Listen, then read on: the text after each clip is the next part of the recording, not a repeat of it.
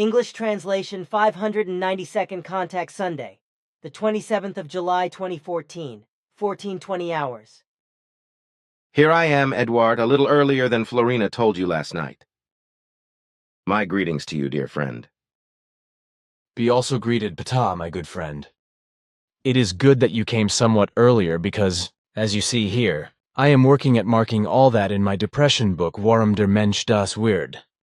Was ist, Kampf den Depressionen, concerning Selbstliebe self-love, because actually Eigenliebe ego-love is meant about what I had written a clarification elsewhere. That is why we should correct the issue in this book. What would also be necessary for terms like Selbstnutzigkeit, self-interest, and Selbstbezogenheit, self-relatedness instead of Eigennutzigkeit, ego-interestedness, and Eigenbezogenheit, ego-relatedness, etc. I think you can save yourself this trouble, because in Earth humans' language use, at least in the German language area, there is usually no difference between self-love and self-love. Accordingly, it should not be necessary to make any changes. And furthermore, what you have explained in articles and books is fully sufficient for those Earth humans who are concerned with spiritual teaching and therefore understand what is to be understood in terms of self and self.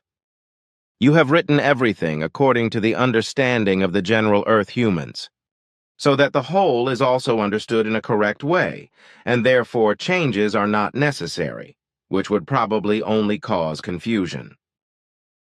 It should also be remembered that all these terms are those which are old-fashioned, and which probably cannot be changed to a new understanding. Well, I will just give Bernadette a call. Good. Then I will leave it as you think it should be left.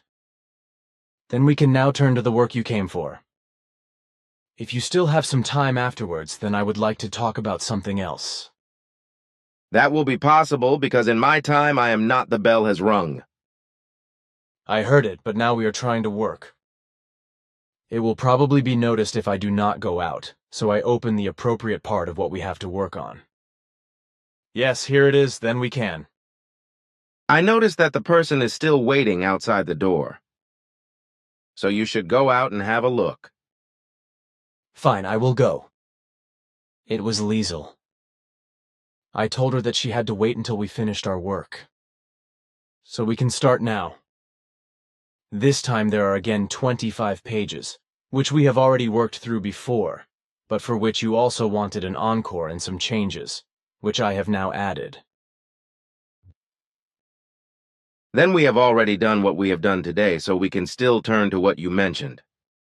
The time has come, but if you can still stay here and answer my questions. Then I want to ask you what I said in our last conversation, that with all the events on Earth and the behavior of the human beings, everything is getting worse, more precarious and worse. I would actually like to hear your opinion on this. I did not really go into this when I was last here, but I would like to say the following. You spoke of the indifference and unkindness of Earth humans towards each other and towards nature, its fauna and flora, the climate, and the Earth itself. The truth that refers to this is that both the indifference and the unkindness of Earth humans are rapidly expanding in every respect, whereby the limits of what is still bearable have already been exceeded. And consequently, brutality and unscrupulousness have also been able to develop in such a way that not even one's own well-being is taken into consideration, but rather that this is disregarded without hesitation by one's own or by external forces. This is done by destroying one's own life by one's own power, either by self-chosen suicide in any personal way, or by complicity, as is the case with suicide bombers who are fanatical, hateful, and radicalized by third parties in terms of their faith and lose all respect and honor for life. You have recently said that all these human beings are worse and far more primitive than the effective primitives who still live as so-called native savages and cannibals.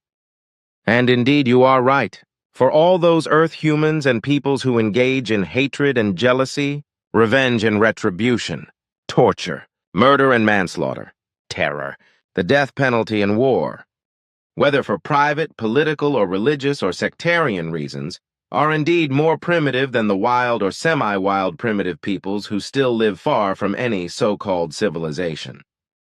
The question must also be raised as to what civilization actually means, because what is called civilization today among Earth humans, states, and peoples has nothing to do with civilization.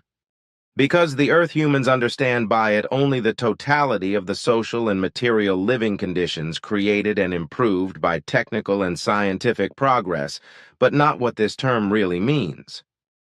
What is to be understood by the terms civilization, note, Billy, from the Latin civis = citizen, civilized and civilized is what our Playaran understandings mean, which I would like to note in particular.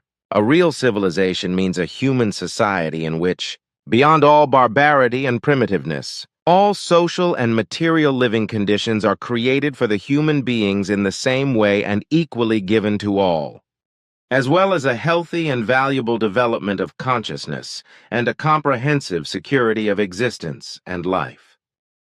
This also includes a universally valid and comprehensive neutral peace and the explicitly established self-responsible, healthy freedom of the individual human beings and of each people who cultivate civilization, whereby these values are also cultivated towards other peoples outside of civilization.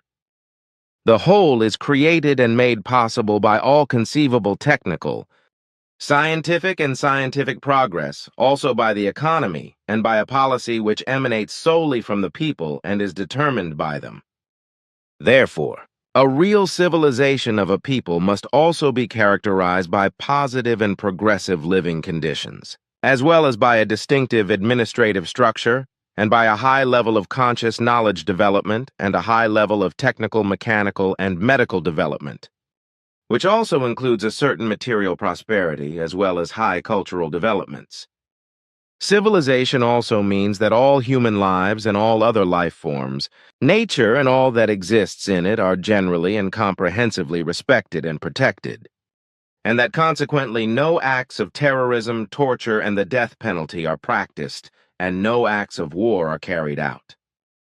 There is a generally valid and people-determining formation of states, which has no hierarchical social structures whatsoever, while also cultivating a high degree of urbanization and a very extensive specialization and division of labor, as well as the equality and equal rights of men and women. Urbanization, note Billy, Latin urbs = city is to be understood. For example, as a reasonable urbanization, but also as a reasonable expansion of the human beings and other life forms, in whose sphere of life the human being intervenes. So, on the one hand, urbanization can express itself in the reasonable growth of cities. On the other hand, it can be of particular value through positively changed behavior of the human beings in general, especially with regard to a healthy and valuable development of consciousness and the implementation of the creational natural laws and recommendations. Civilization also includes all conceivable civic virtues, as well as already mentioned, valuable cultural achievements and the important training of creational natural fair behavior for the human beings, as well as the manners of dealing with all life forms. What is called civilization on Earth today is of great evil and has nothing to do with a civilized existence of Earth humans and their peoples. All, in all countries and among all so-called civilized peoples, there is only an illusory civilization which brings only misery and need. Hatred, disadvantages, revenge and retribution, madness and damage as well as death, mourning and destruction to Earth humans worldwide.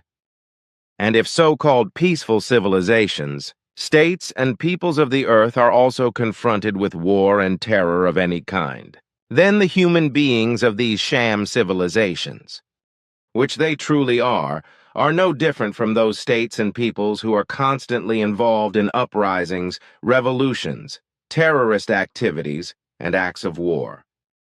If the illusory civilizations, especially those that call themselves industrialized nations, are also involved in such conflicts, then the Earth humans who are involved act in the same degenerate, brutal, murderous and primitive and hateful way as the Earth humans of the other illusory civilizations, and consequently no difference is apparent. As the last 3 world wars, of which only 2 are ever mentioned, as well as the wars in Iraq, Afghanistan, Syria, and currently in Israel and Palestine also prove, as do the constant political and religious struggles and unrest in Libya, Egypt, and many other sham civilized countries.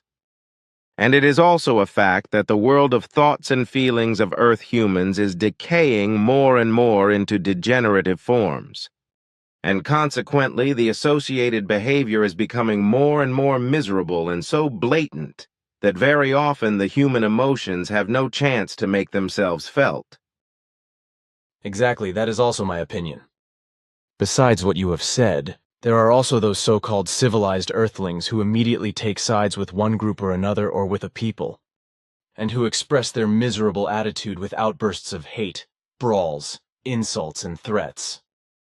This, while they cheer the others whose side they take, as do-gooders, although they are not better, but equally degenerate, malicious, brutal, inhuman, criminal, and inhuman as those who are condemned with hatred and, so to speak, unpointedly stamped into the ground. There are also those states whose populations believe they are civilized. Just think of the warmongers, mercenary troops and criminal organizations such as the Mafia, the racist Aryan Brotherhood, and the Ku Klux Klan in the USA, whose murderous activities cause many deaths every year. This is also the case with criminal organizations in Mexico, Brazil, China, Italy, Russia, and Japan, as well as elsewhere where criminal groups and criminal syndicates, etc. exist. Furthermore, it must be said that the USA, which acts as the world's police force and vehemently advocates the death penalty, does not shy away from interfering in the affairs of foreign states, attacking them and waging war against them in order to further their internal disorder.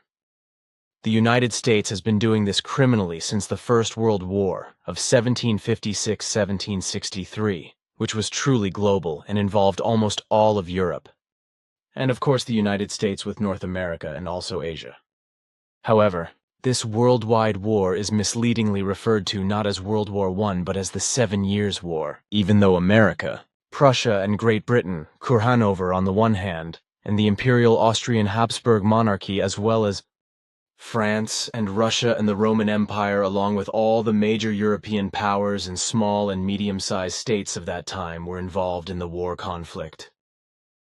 Asia must not be forgotten, of course, because the war was fought in Central Europe, Portugal, North America, and India, as well as in the Caribbean and on the world's oceans.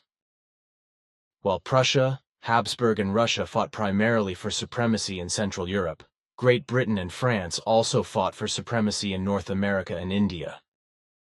The whole thing, however, is misleadingly referred to, as I have already said, as the 7 Years' War, but not the World War.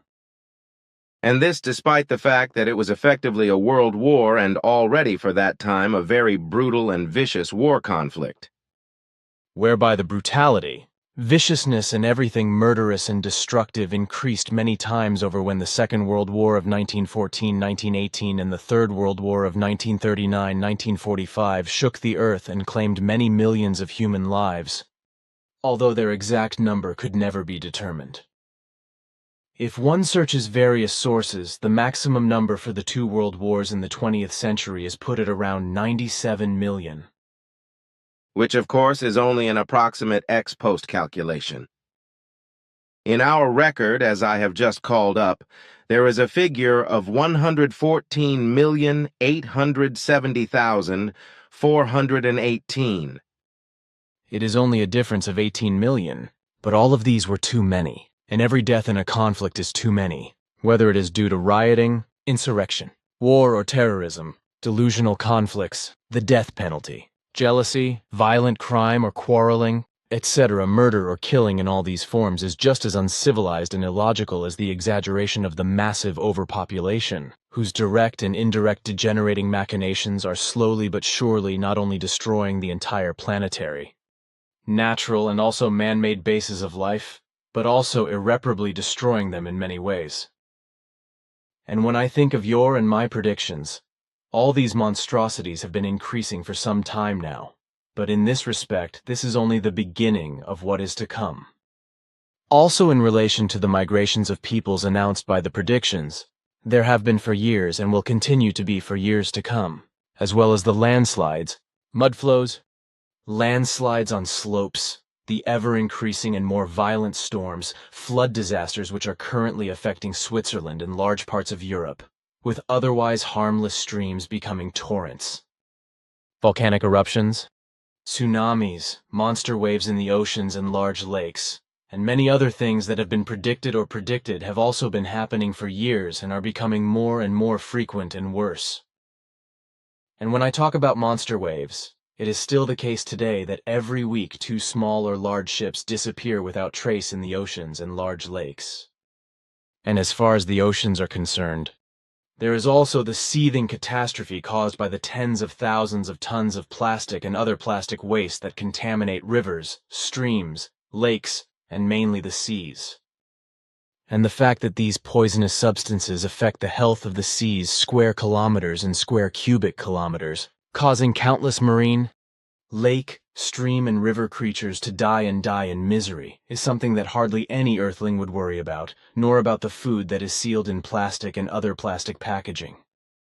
When I think of what your father Svath told me when I was a young man, that all these packages, when they are used, which has been the reality for many years now, will claim hundreds of thousands of human lives, because these packages secrete hundreds of thousands of toxins into the food, through which many human beings begin to suffer from serious and sometimes life-threatening illnesses, such as all kinds of cancer.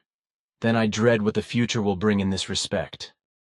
For me, the whole thing is nothing that I did not know in the 1940s, because even then your father Svath gave me some guidance in this respect, allowing me to look into the future and see what was going to happen in the present and the future. But when I sent the prophecies and predictions to governments, newspapers, radio stations, and various organizations, there was never any response. What Svath explained to me about future events, I have written down several times in different years and decades, mostly also in letters, which I sent as prophecies and predictions to governments and radio stations, etc., but also without success. So the prophecies and predictions quickly began to come true, and consequently the 1960s, and especially the 1980s, saw the beginning of the worldwide spread of the new epidemics which were also mentioned in the various prophecies and predictions, whereby the outbreak of the epidemics must be attributed to tourism and globalization. This is because, especially in the course of the last century, various species of insects, animals, and plants, as well as diseases and epidemics, have been spread all over the world by the transport of goods and travel activities, or by tourism by the earthlings. The spread of these introduced insects and animals is supported by a close relationship with the human beings of the earth, whereby their great adaptability promotes their survival and reproduction. Global climate change and the warming of the northern hemisphere, to which the degeneration and criminal machinations of the human beings with their overpopulation are themselves to blame, are also opening up further and increasingly northern settlement areas in Europe for the Asian tiger mosquito. Today it must be assumed that since then, just since the first predictions were made in the 1950s until today, there has been talk of some 20 serious new diseases and epidemics worldwide. The most important of these is AIDS, as well as the SARS disease, which I have read is caused by a virus of the corona family that damages not only the respiratory tract, but also the spine and spleen and the nervous system. It is also said to be constantly mutating and becoming more dangerous, resembling the so-called anthrax spores. Then there is also the new flu, which is actually called swine flu, or H1N1, as well as avian flu with the EH5N1 virus. Other diseases and epidemics are also important, such as dengue fever, which is spread by the Asian tiger mosquito. This is a species of mosquito originally native to the South and Southeast Asian tropics and subtropics, which is also responsible as a vector for diseases such as chikungunya fever, and is very important for the human beings in terms of health problems. Since the 1990s, this mosquito species has also been spreading in Europe from the south, And we at the Figu Center have also been able to sing a loud, sad song of their presence and poisonous bites for about 2 years now. Contrary to the assertions of Swiss entomologists and insectologists, who still claim that no tiger mosquitoes have been found in our regions, these creatures have been causing problems and mischief at the Figu Center for little more than 2 years. Especially last year they were in our center en masse. And also this year they were very active on warm days. And Cunio even had to see a doctor because he got serious health problems because of the bite of such a mosquito. Hartmut was also bitten by the mosquito, but he was helped by grease and ointments. But apart from your father Svath, you also explained a lot about all these things and unpleasantness to me, as I also know a lot from the news, etc. Such as that the so-called Marburg virus, which had already caused a lot of trouble in Marburg in 1967, also appeared as epidemics along with West Nile encephalitis. Tuberculosis is also on the rise again, as is the Ebola epidemic, as has been repeatedly reported recently. The epidemic, which is also becoming an epidemic and ultimately a pandemic as a result of migration, tourism, and globalization. Unless all the necessary precautions and measures are taken without delay, in particular by preventing refugees and tourism in those countries where the disease has broken out and is already spreading. It is unlikely to be listened to, nor will all the prophecies and predictions made and published since the early 1950s and up to the present day. The Earthlings are stubborn and autocratic and think they have fed the knowledge and correct ways of life and wisdom with shovel excavators. What has come out of this, however, is evident in all the natural disasters and in all the diseases, epidemics, etc., but especially also in the global terrorism, the acts of war and the uprisings, etc., which are not only political but usually fanatical, religious, sectarian in nature. Hatred of religion, foreigners, race, and nations has already become a global factor which can hardly be stopped because it is becoming more and more widespread and will cause a catastrophe in this respect. It is already clear that the migration of peoples in the form of waves of refugees from all over the world to the so-called civilized, industrialized countries, etc., will play a very important role in this process. The mixing of different cultures, religions, sects, and political discrepancies which has been caused by these migrations and refugee flows to foreign countries for a long time already, corresponds to a root of evil because it opened the Pandora's box, for which the first steps were taken decades ago. Although the ominous Pandora's box is a myth, it is a myth that must be translated into the reality of world and human events. But maybe it is interesting for some Earthlings to know what is behind this myth, which is probably why I should name it. According to Greek mythology, Hephaestus, the god of fire and the blacksmith or metal artist, created the first woman to be given the name Pandora out of clay on the instructions of the god Zeus. She was part of the punishment for mankind because Prometheus had stolen the fire. Epimetheus, the one who thinks after, the brother Prometheus, the one who thinks ahead, then married Pandora. God Zeus gave Pandora a large, closed earthen storage jug or wine jug falsely translated as a box, and told her that it was not to be opened under any circumstances. The jug had been filled by every Olympian with a special gift, all of which, except for hope, were perishable. Against the order of God Zeus to keep the jar closed, Pandora opened it immediately after her marriage, from which all vices and vices escaped and spread throughout the world. So she unleashed all the vices and plagues that were in the jar onto mankind. According to the myth, this was the time when evil and wickedness conquered the world, where mankind had not known evil, trouble, or disease, nor even death. The only positive thing in the pitcher was the hope that was at the bottom of the pitcher, and before this hope could also escape, the pitcher was closed again. So the world became an extremely bleak place, full of deception, jealousy, greed, hatred, disease, war, vice, lies, plagues, revenge, sectarianism, retribution, epidemics, addictions, crime, and slander, etc. The plagues were intended by Zeus as punishment for the human beings for the robbery of fire by Prometheus. He warned his brother Epimetheus never to accept a gift from the gods so as not to harm the human beings. Epimetheus, however, did not heed the warning, and beguiled by the beauty of Pandora, he married her. She later opened the jug again, and only then was hope also released into the world and allowed to spread. According to Greek mythology, this alone made it possible to fight all evil and all vices and plagues, in the hope of defeating them. With regard to Epimetheus and Prometheus, Greek mythology also tells us the following. Epimetheus, the one who thinks after, was the brother of Prometheus, the one who thinks ahead, who is considered a friend and cultural founder of mankind, and also the creator of the human beings and animals. If we look at this myth, we find it frighteningly illustrates what is rampant among earthly mankind, all vices and plagues of every kind. On the other hand, however, there is the hope that sooner or later the earthly humanity will become reasonable and free itself from all evil and negativity by symbolically locking and sealing all vices and plagues of the Olympians into the Pandora's jar or Pandora's box, so that humanity can finally live in love, freedom, joy, peace, happiness, and harmony. But if hope remains nothing more than hope, then it is probably the greatest evil to which the human beings of the earth have fallen prey. And consequently, hope becomes the greatest curse of humanity on earth, because it is endlessly tormented in hopelessness by all vices and plagues and by all other evils. But this hopelessness is still replaced and carried on endlessly by new hopes. And the agony of hopelessness will continue endlessly unless the vices, plagues, and all other evils which have afflicted humanity on earth are seriously fought and defeated.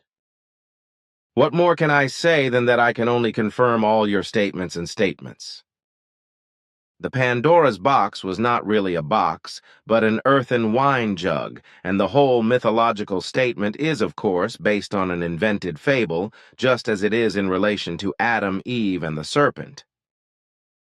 I know that, and there are also similar mythologies in many peoples around the world, about the creation of the first woman, and how all the evil and wickedness came into the world.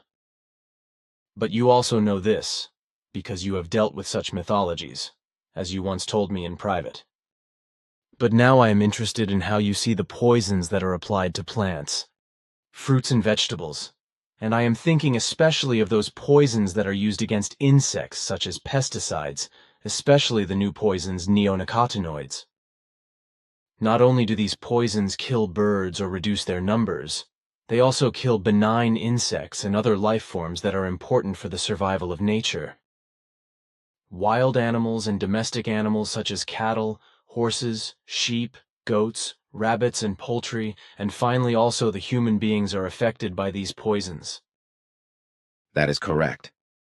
In the narrower sense, pesticides are means of controlling insects and other pests, whereby these poisons are intended to kill, drive away, or inhibit annoying or harmful living creatures in their brood and in their growth or reproduction. It is a fact, however, that pesticides also kill or decimate benign and useful creatures to a large extent, and I must mention bees and birds in particular. The so-called modern pesticides, especially the neonicotinoids, are particularly bad because they drive bees and birds to extinction. Barn swallows and various species of sparrows are very strongly affected because these bird species in particular are very strong insecticides, especially with regard to insects that are specifically poisoned by the poison imidacloprid. However, finch species and other birds are also affected, which are slowly being eradicated by these poisons. It is also correct what you say with regard to the human beings and domestic animals, etc., because all the poisons, including all the neonicotinoids, enter the groundwater, the atmosphere, and the surface water, and consequently, by breathing the air and drinking the water, they enter the organism of all life forms. As a result, animals and the animals in the wild, as well as a great many human beings, become ill, including various forms of cancer. Since the use of imidacloprid since the mid-1990s, It is very clear how the insect venoms have already decimated a large part of the bee world, as well as benign and useful small and microorganisms and various species of birds in a harmful way. While it is also clear that this ongoing extinction in the world of birds and in the world of good and useful life forms is solely due to the action of the poisoned insects. If we look at birds alone, it is clear that they simply do not find enough food among the insects, which in principle do not need to be controlled as pests. If we look at the declining bird population, we can see that it is declining by an average of 3.5% per year. So it is clear that pesticides kill both harmful and good insects, and here I am referring in particular to neonicotinoids, which also include the poison imidacloprid.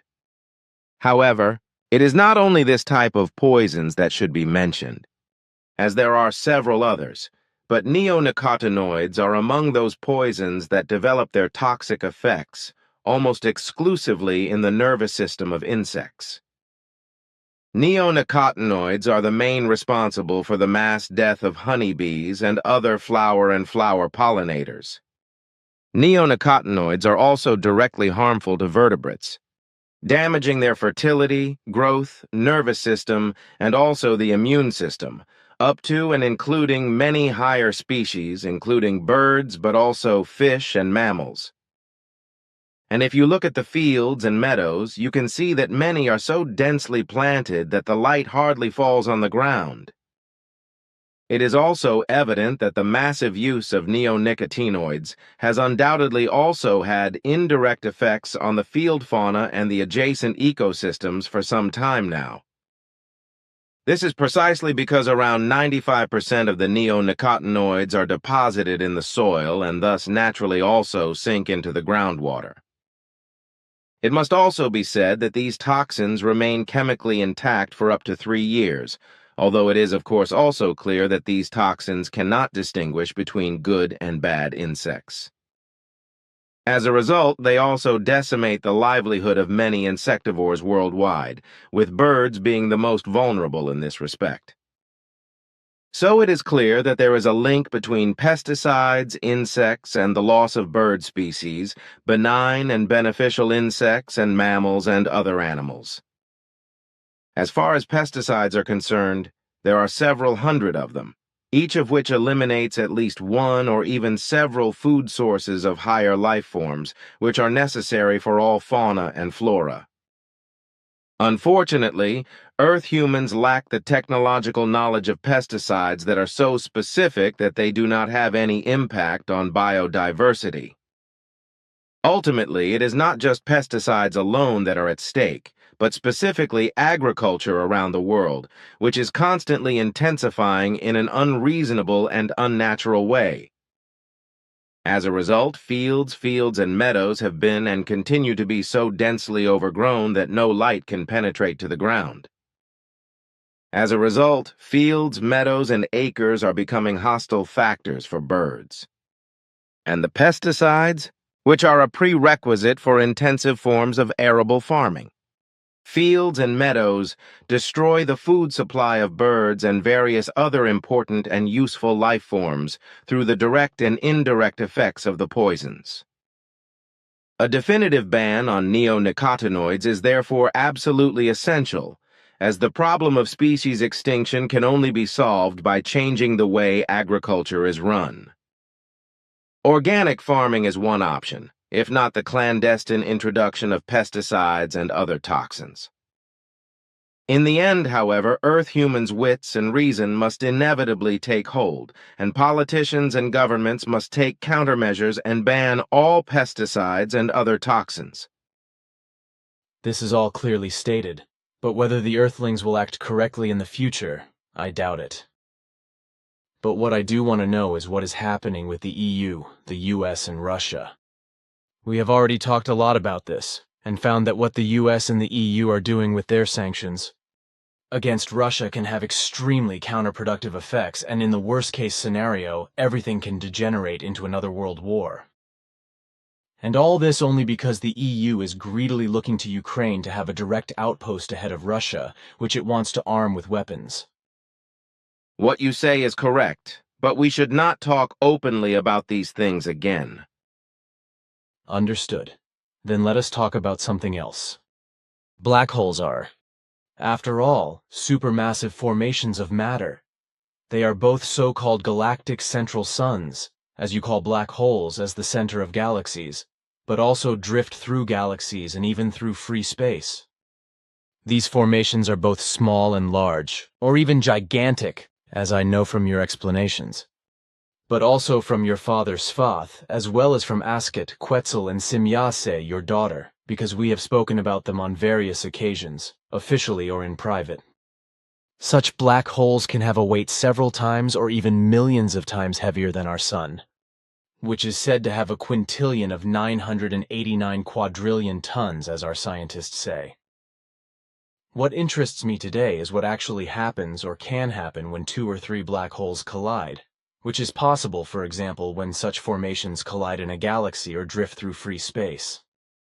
I am also interested in what can happen when 2 galaxies, and therefore also 2 black holes, collide, as will happen when the Milky Way and the Andromeda Galaxy collide, which will happen in about 3.7 billion years, as you say.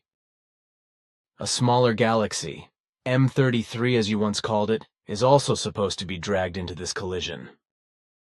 But what I am interested in is what happens when 2 galaxies with black holes, or so-called floating black holes, collide. You are talking about the Milky Way and the Andromeda Galaxy. So first I want to say something important about it. According to our calculations, in about 3.7 billion years, the 2 galaxies will collide laterally, causing their outermost edges to collide, and they will become intertwined. After that, it takes about 100 million years, after which the process of collision creates new solar formations. The collision of the 2 galaxies also has the consequence that planets, suns, moons, and other formations are flung back and forth between the 2 galaxies as a whole or torn apart without colliding with each other. Many of them will take up new orbits, causing the 2 galaxies to expand but then merge after about 1.8 billion years, which may lead to the formation of a double galaxy. It is also possible, however, that the very large black hole of the Andromeda Galaxy tears that of the smaller Milky Way into itself, and a huge spherical galaxy emerges from this agglomeration. As far as black holes are concerned, which spin on their own as they drift through a galaxy or through space, it is quite possible that 2, or very rarely even 3, of such formations approach each other, collide, and merge. This always produces enormous masses of energy, through which gravitational oscillations are created, which move through the galaxies and through world space at the speed of light. If such events occur in galaxies, the gravitational waves may be able to cause a lot of trouble. Thanks. Then once again I have a question about dark matter, which you call expansion matter. I was asked a question about what is meant by this.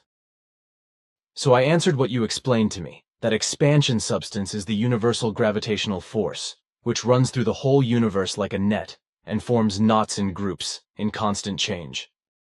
And if I myself have understood correctly what you have explained to me, then the entire network corresponds to an invisible gravitational energy, which attracts or forms and collects every form of fine matter, and at the same time expands or expands, from which material formations and even galaxies are formed, whereby in this respect the very energetic nodes play a particularly important role. So this invisible universal gravity net, especially its nodes, forms all kinds of fine matter, whereby this fine matter is not yet known to earthly scientists. The nodes are constantly widening and expanding, which ultimately results in visible matter that develops into galaxies. And because the dark matter expands in this way, you call it expansion substance, whereby the invisible matter develops and expands into nodes or visible matter, from which planets, suns, and whole galaxies develop over billions of years. Dark matter is not to be confused with the factor called dark energy, which corresponds to the universal centrifugal force. This is correct, but this only corresponds to what I have explained to you, which you may also pass on. However, our directives do not allow me to explain more about this, because the knowledge of dark matter can hold many dangers for the earthly sciences, precisely when it is made useful and used for far-reaching destructive weaponry. This is understandable, for the barbaric earthlings will be in a state of barbaric destructive fury for a long time to come, and will therefore immediately convert all knowledge and materials they acquire into mortal and destructive weapons. Therefore, I have also only explained what I have understood, knowing that the explanations are not the yellow of the egg, but only a superficial explanation. In the worst case, all the madmen of this world, the degenerate rulers and their vassals, would even blow up the earth if the means to do so fell into their blood-soaked hands. For all these mighty men are blind in their lust for power and domination, and they are not able to use their intellect, just as they cannot use reason. And when I talk about this, I come back to the EU and the USA, because this is also evident from all those power-hungry people in these countries who are foolishly imposing sanctions on Russia and who believe, mistakenly, that this would impress Putin and his supporters. In any case, I believe that Russia will not put up with these unreasonable sanctions and will take countermeasures, one of which could be to cut off the EU's gas supply or drive up the price of gas to such an extent that the people can no longer afford it. But there may also be other and even more blatant countermeasures which could have very bad consequences. I do not think that Putin wants to go to war with the EU, because I think he knows very well what is at stake if a war were to break out. But since Gavolt always generates Gavolt and sanctions are also Gavolt, it is very easy for acts of Gavolt to occur. But what they look like, and whether they actually come about, will be seen in the future. In any case, I think that Putin is cooler and more calculating than all the EU's power-hungry people put together. But I do not want to praise this man, because he too is obsessed with power. But he is also cooler and more calculating than all those in power in the EU and the USA, as well as those in other countries who follow the sanctions against Russia as a favor, so to speak, and who all act without thinking. Unfortunately, this also includes Switzerland to a certain extent, where at least the US and EU fanatics in government and among the people more or less go along with the EU and US sanctions, and thus care one hell of a lot about Switzerland's neutrality. The fact that they are thereby jeopardizing Switzerland's neutral reputation and possibly causing damage to the country and the people is of no concern to them in their stupidity and unreasonableness, which is hardly surprising when one considers that they are incapable of reason and reason. Unfortunately, those in government and among the people who think clearly and rationally are not able to do anything about it. The declarations, demands and opinions, etc. of the rational part of the population are simply hushed up and ignored, while the rational people in the government are booted out of the government and demonized. This is what was done with Christoph Bloscher, who dared to use harsh but true words against those who are of a different mind from the one required to maintain Switzerland as a state of peace and neutrality, not to shamefully betray and barter his homeland to the EU dictatorship, and not to make his own country an enemy of other states through unneutral actions. But precisely such enmities arise when neutrality is broken, and in some way dragged along with the sanctions of the EU and the USA, or otherwise politically unclean restraint or rejection is carried out. Your frank and true words are not gladly heard by all those who are addicted to ruling and exercising power, and who distinguish themselves by a wrong political and non-neutral behavior. The fact is, however, that Switzerland must stay out of sanctions imposed by other states on Russia or other countries, because only in this way can Swiss neutrality be maintained. Politically or also in any other way, Switzerland can and must only play the role of peace mediator and provide humanitarian aid. And if I am to say anything else about Ukraine, its wartime conduct in its own country leads to the self-destruction of the state. And if the separatists lose their weapons against the regular Ukrainian army, there is a threat of Russian invasion, which constantly supplies the insurgents with new and modern weapons. In addition, volunteers are constantly being recruited in Russia to help in eastern Ukraine. This is clear to me, because the truth is not recognized by all these elements, and consequently they slander me again and lie that I would politicize. Although this is not the case, because I only name given facts, and according to the Human Rights of the United Nations, Article 19, I cultivate my freedom of expression and information. In fact, the mere thought that I should have anything to do with politics is an abomination to me, because I am an honest and rational human being, and I do not want to be made a puppet by stupidity, unreasonableness, and false diplomacy. For my part, I value and appreciate my homeland, Switzerland, and I am grateful that I can live safely in this free and neutral country, and through its laws and regulations, etc., and that I can do my duty as a citizen and human beings. And this is also the case when wrong political decisions are made and implemented, and when certain traitors of both sexes want to betray and sell Switzerland to the EU dictatorship because their intellect and reason do not even reach the tip of their nose due to stupidity and foolishness. Your opinion is known to me, and it honors you, contrary to those whom you call traitors to their homeland. Because to have a country as one's homeland, as Switzerland is in terms of freedom and neutrality, should be appreciated even by the most stupid. But now, dear Edward, my friend, my duty calls me again. Florina or Anjana will inform you about the next correction work, which may be on the 2nd of August. Goodbye, Edward. Goodbye and take care, Ptah.